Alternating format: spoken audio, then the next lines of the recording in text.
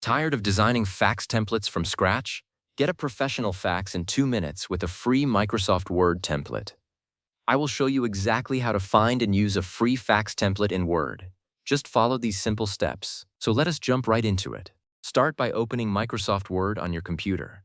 Once you have that blank document up, look all the way up to the top left corner. You are going to click on the File tab. That is your gateway to everything behind the scenes in Word.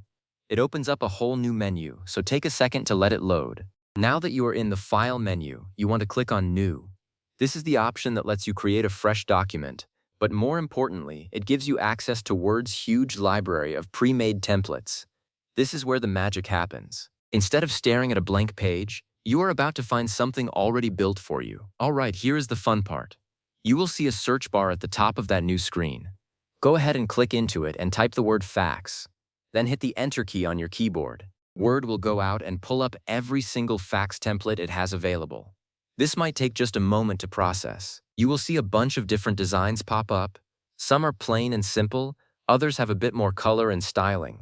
Browse through them and pick the one that feels right for your needs.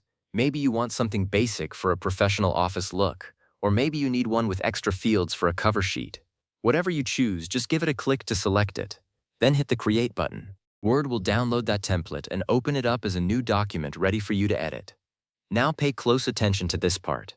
You have the template open and you can see all the placeholder text. Things like to, from, subject, and a big message area. Click into each of these fields and replace the sample text with your own information. Fill in the recipient's details, your details, and write out the message you need to send. The great thing about using a template is that the layout is already done for you. You just have to type. No messing with margins or trying to get text boxes to line up. Once you have everything filled in, you want to save your work. Go back up to the File tab again, and this time select Save As or simply Save. Give your document a name you will recognize, and choose a spot on your computer to store it.